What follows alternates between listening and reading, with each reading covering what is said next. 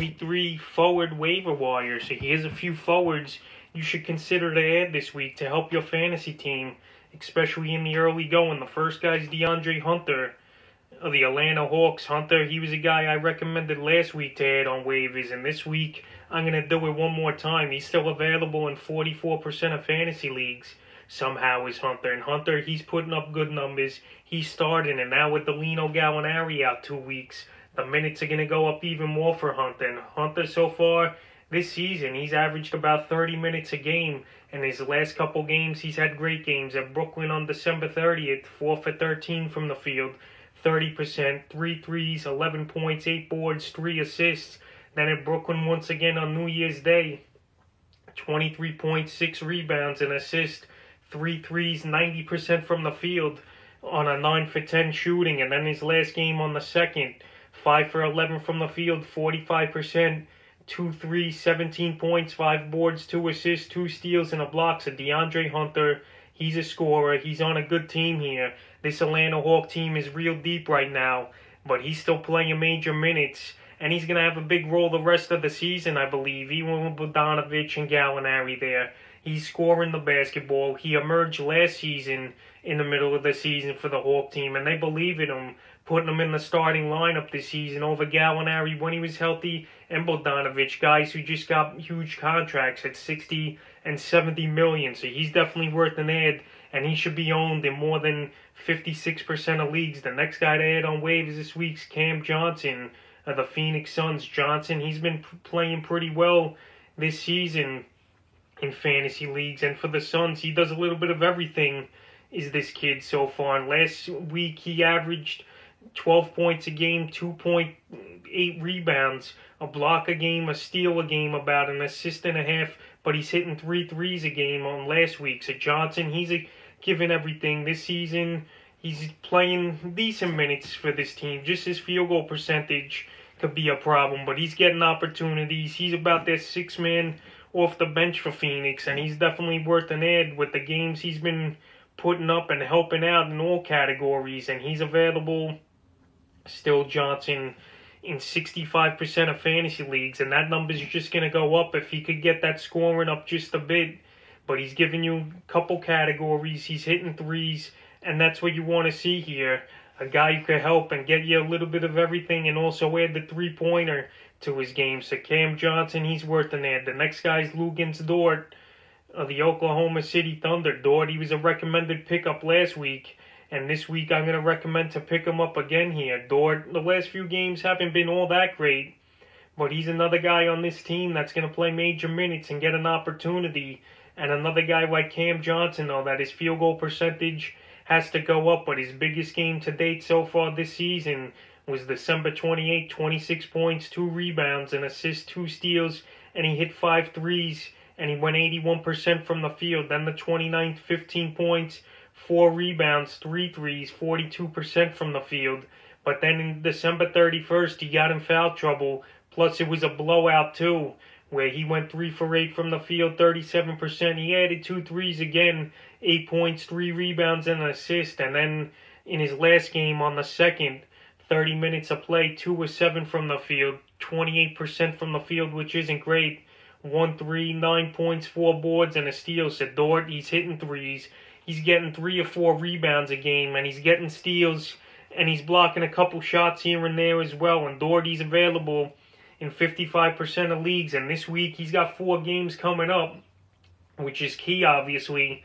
When you can have a player who has 4 games coming up in the week, that's a huge advantage, especially in head-to-head leagues, where you have a guy playing this week and you need some wins, and you got him 4 times. So Dort, I think he'll get out of the shooting slump. He's got tons of potential. We saw it last season in the postseason versus the Houston Rockets. So I think Dort, he'll be fine, and he's still worth a pickup in the forward position. The next guy's Bobby Portis Jr., the Milwaukee Bucks. Portis Jr., he's been playing well this season with his new team, his 3rd team in 3 seasons, but he's putting up pretty much a double-double every game, and last week he had a couple good games. December 27th versus former team, the New York Knicks, 7 of 12 from the field, 17 points, 7 boards, and he added a 3. Then the 29th, 4 for 10 from the field, not great at 40%. He added a 3, 11 points, 9 boards versus Miami. Then December 30th, 4 for 8 from the field, 50%, 11 points, 2 boards, and a block. And then his last game on New Year's, he had a monster game versus Chicago, only in 25 minutes, of 4 for 6 from the field, 66% shooting, that is. 2 threes, 13 points, 12 boards, and 2 blocks. So Bobby Portis, he's getting minutes off the bench there in Milwaukee, about 20, 25 minutes a game. He's going to stretch the floor. Teams, they're not really going to pay attention to him with all that talent over there on the Bucks roster, and he's available in 70% of fantasy leagues. And this week, he's another player with 4 games on the slate. So if you need some help at powered forward or whatever utility position, and center, he qualifies as well. Bobby Portis, he ain't a bad pickup, and I actually would recommend him over Dort and Cam Johnson right now, because he gives you the threes. He's going to give you 10, 11 points a game, and he's going to give you anywhere from 8 to 10 rebounds. So Bobby Portis, he's a good ad. The next guy's Rudy Gay of the San Antonio Spurs. Rudy Gay, he's the 6th man for this Spur team, and he's still playing a decent amount of minutes, and he's having some decent stat lines. He's going to play 20, 25 minutes for the veteran Gay. In the last few games, it's been decent stat lines for him. December 30th, 3 for 10 from the field, 8 points, 3 rebounds, assist, steal, a block, and he added 2 threes. Then versus the Lakers on New Year's, 6 for 16 from the field, 15 points, 3 rebounds, 2 assists, and a block. But he added 2 threes again. And then last night in a bad loss to the Utah Jazz, he had 10 points, 3 rebounds, 2 assists, 2 steals, and a block and 2 threes. So Rudy Gay, he's getting the playing time. He's getting about 10 to 15 shot attempts a game, it seems. And he's still going to be that 6th, 7th man off the bench for this San Antonio Spur team. And this week, he's got 3 games coming up, which is good for fantasy teams. Anywhere from 3 to 4 games in a week for a player is pretty solid. And Rudy Gay, he's going to help in scoring. He's going to help you at 3-pointers. And he's going to get about a steal a game and about 2 or 3 assists a game, and he's available in 81% of fantasy leagues. So I think Rudy Gay, he's worth an ad at the forward position. The next guy is Carmelo Anthony of the Portland Trailblazers. Melo, he still has that scoring knack.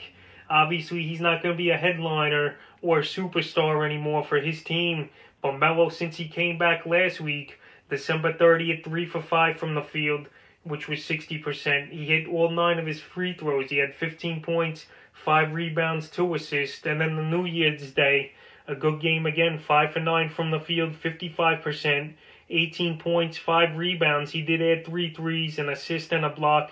And then last night versus Golden State, it wasn't the greatest games, but he did play 27 minutes again, 2 for 8 from the field, 2 threes, 10 points, 3 boards for Melo. So Melo, he's that 6-man scorer off the bench here for Portland. He's got a good role with this team.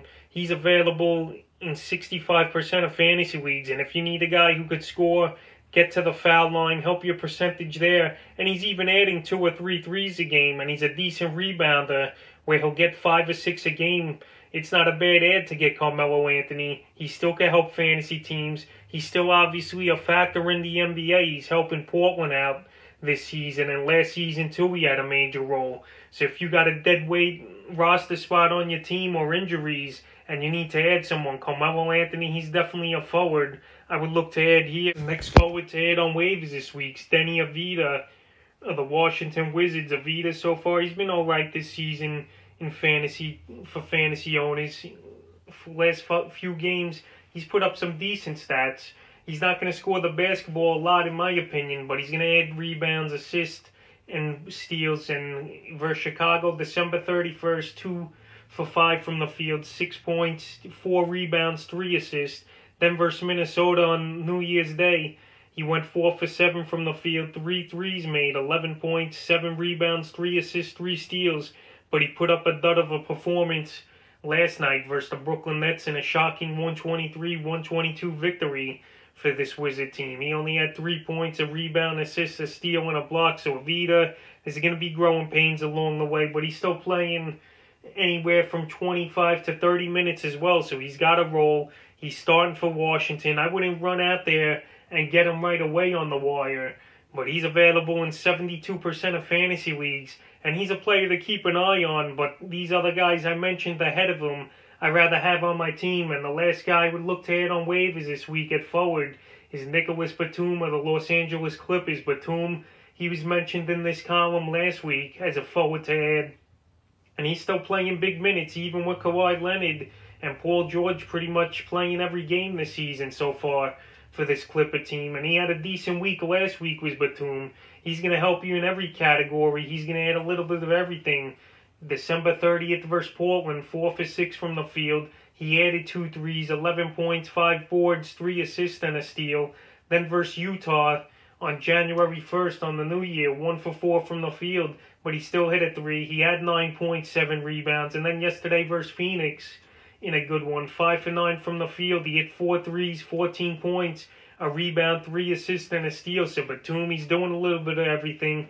His three-point shooting seems like it's improved a little over the last season. And he's a gadget guy for this Clipper team, so he's going to get opportunity. He's playing 30, 35 minutes a game so far in the early season. And he's also a player looking to get a contract after this year because he signed for the minimum for a one-year deal with the Clippers this year, even though Charlotte's still paying him that contract after they bought him out. But he's definitely worth an add. So that's a few forwards I would look to add on waivers here for week 3 of fantasy basketball.